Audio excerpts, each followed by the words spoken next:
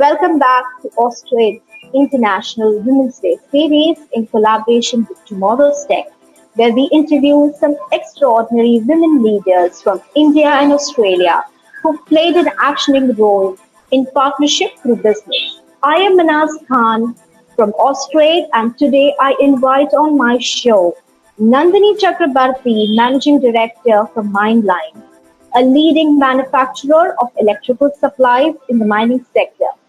Welcome, Nandini. Thank you, Minaz. It's nice to be here. Nandini, you have had some extraordinary success as a women leader in a very male-dominated industry. I would like the Australian audience to know your story and achievements.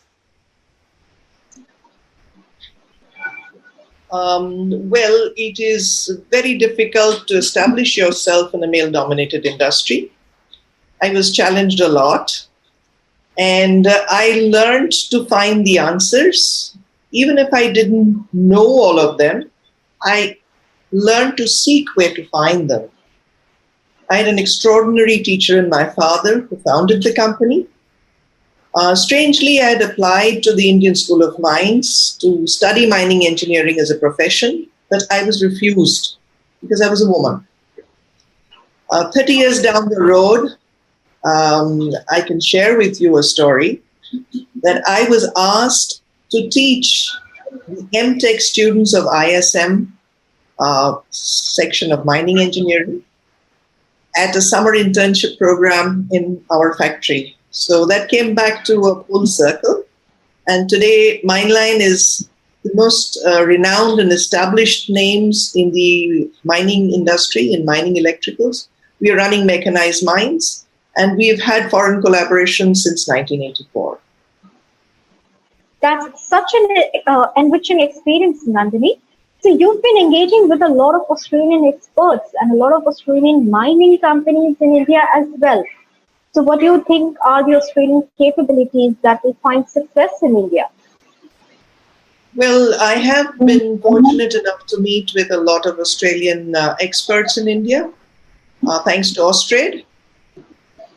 I feel some of the best areas where we could start are formulating standards, standards for equipment, standards for best practices, standards for safety training, which would suit the Indian mines. And we have very similar mining conditions between Australia and India in terms of, I feel, of the coal. And we could use these experiences. We also need a sustained effort towards building laboratories for testing of such equipment.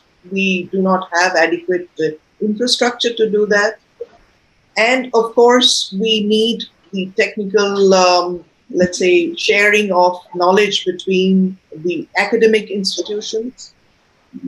The Australian universities are already collaborating with ISM, and we need more of such stories to make it a nationwide stronghold. Thank you. These were some noteworthy pointers, Nandini. Thank you. We see a lot of Australian exporters and a lot of Australian mining companies that have been trying to seek interest in India. What would be your advice on the challenges that they would see here in this Indian market, and how do you think they will be able to overcome this? Well, mining in India, or the mining industry in India, is very price sensitive. They must have the patience to wait. They should not rush into any collaborations or joint ventures. They should identify the local partners properly. And they should seek niche companies that are already working with high technology and set up whatever infrastructure that they need to locally.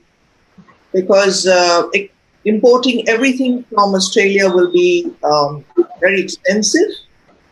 And of course, manufacturing them to the right specifications once they are laid down is very important. And this will go a long way towards promoting the Indian-Australian partnership in the long run. Thank you. Great piece of advice, Nandini. Thank you.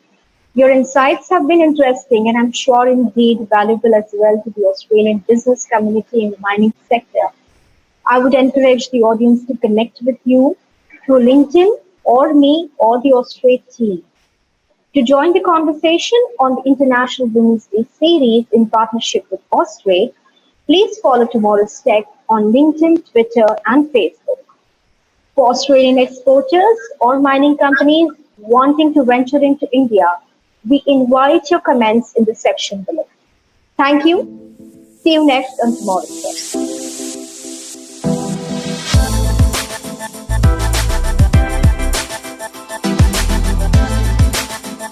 Tomorrow's Tech, presented by 3 Dot Digital.